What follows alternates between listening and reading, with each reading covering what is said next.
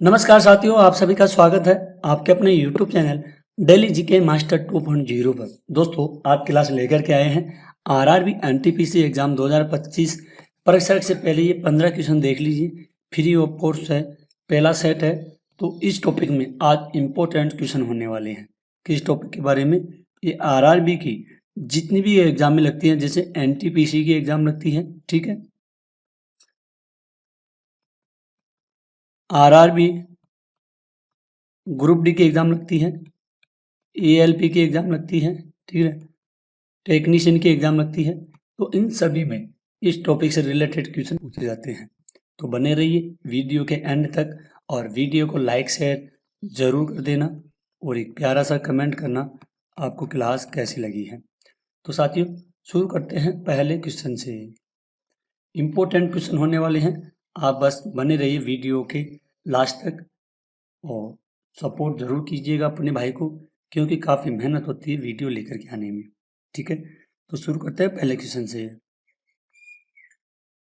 भारत में पहली रेलगाड़ी किस वर्ष शुरू हुई थी?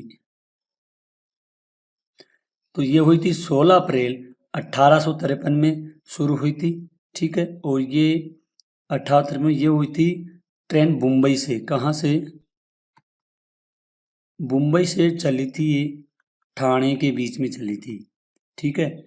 पहली ट्रेन थी जिसमें कितने डिब्बे थे? 14 डिब्बे थे और इसे 3 भाप इंजनों द्वारा खींचा गया था, जिनका नाम साहिब सुल्तान और सिंध थे, ठीक है। ट्रेन ने 34 किलोमीटर की दूरी लगभग 1 घंटा 15 मिनट में तय की गई थी, ठीक है। अगला क्वेश्चन है, किस गुप्त शासक को कविराज के नाम से जाना जाता है? तो इसको जाना जाता है, समुद्र गुप्त को जाना जाता है कविराज के नाम से।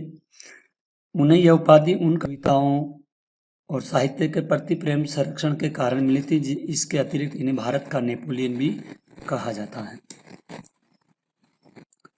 अगला क्वेश्चन है, नालंदा विश्वविद्यालय की स्थापना किसने की? कुमार गुप्त ये प्रथम थे, इनके द्वारा नालंदा जो विश्वविद्यालय है जिसकी स्थापना की गई थी। अगला क्वेश्चन है साथियों,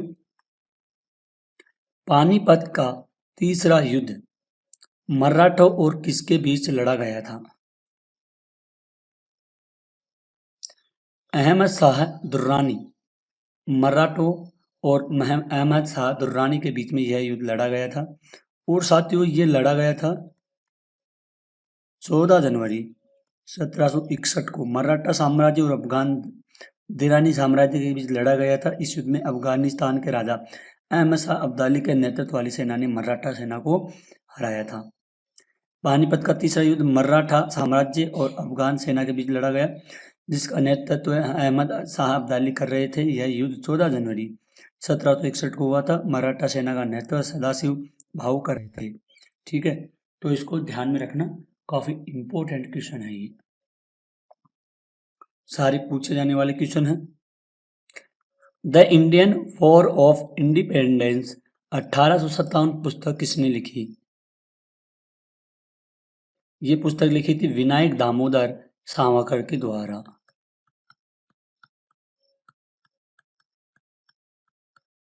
ठीक है। और ये 1857 पुस्तक लिखी गई थी, ठीक है।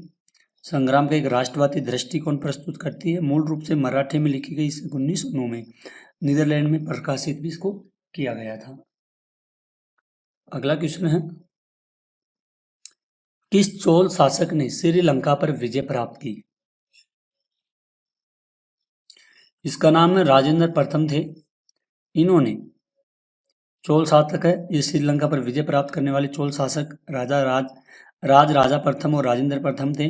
राजा प्रथम ने 993 ईस्वी में श्रीलंका पर आक्रमण किया और उत्तरी श्रीलंका को जीतकर चोल साम्राज्य में शामिल कर लिया। इसके बाद राजेंद्र प्रथम ने 1017 ईस्वी में श्रीलंका पर पूर्ण विजय प्राप्त की और इसे चोल साम्राज्य का प्रांत दिया गया। 985 से 1014 ईस्वी तक चोल शासक रहे। उन्होंने 993 में श्रीलंका में आक्रमण किया था। ठीक है, ये हमने आपको बता ही दिया और ये काफी इंपॉर्टेंट क्वेश्चन भी है। किस गवर्नर जनरल ने हड़प नीति डॉक्ट्रिन ऑफ लैप्स लागू की थी?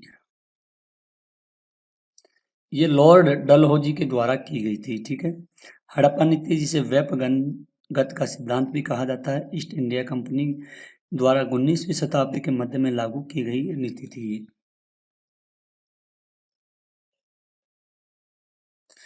किस गुप्त शासक को भारत का नेपोलियन कहा जाता है? ये समुद्रगुप्त है, इसको ध्यान में रखना। ये एक महान शासक थे जिन्हें उनकी सैन्य विजय और प्रशासनिक कौशल के कारण इतिहासकार वी स्मिथ के ने भारत का नेपोलियन भी कहा गया था।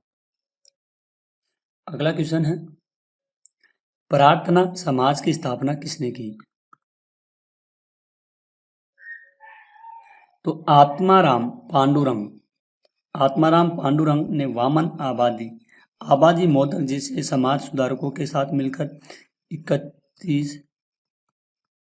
31 मार्च 1867 को केशव चंद्र सेन के महाराष्ट्र आगमन पर की थी।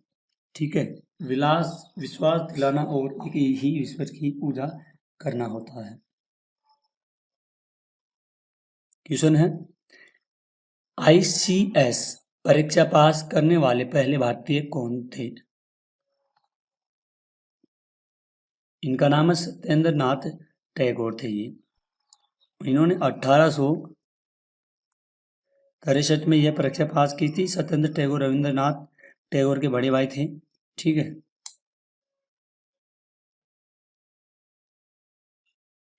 अगला क्वेश्चन है, बुलंद दरवाजा किस मुगल शासक ने बनवाया था? तो ये साथियों जो बादशाह थे अकबर बादशाह, इनके द्वारा 1573 में गुजरात पर अकबर की विजय के उपलक्ष्य में बनवाया गया था। इसे फतेहपुर सीकरी के नाम पर बनवाया गया था। बुलंद दरवाजा जिसे विजय का द्वार भी कहा जाता है।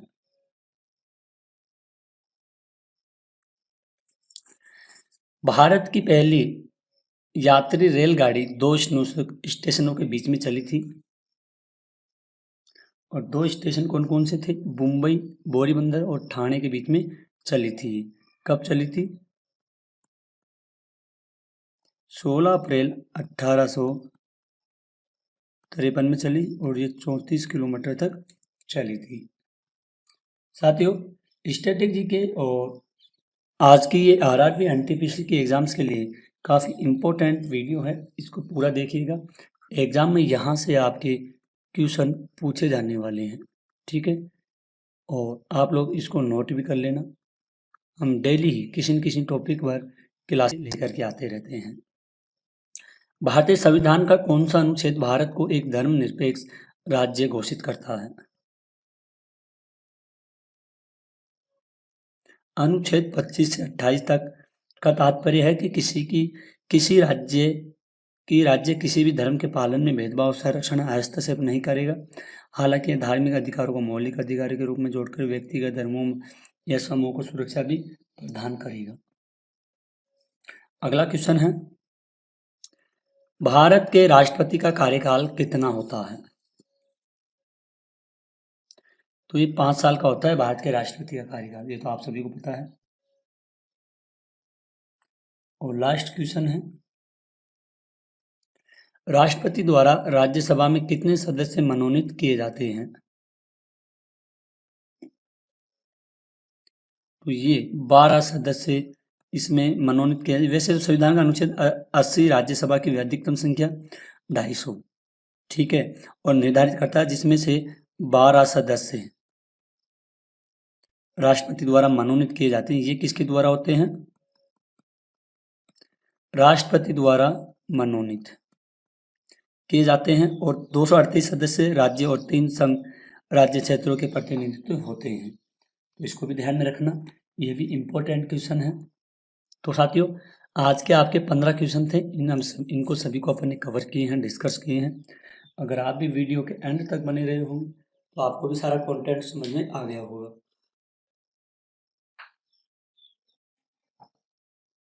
तो आज की क्लास को यहीं ख़त्म करते हैं, मिलते हैं अगली क्लास में। तब तक के लिए धन्यवाद। जय हिंद, जय भारत।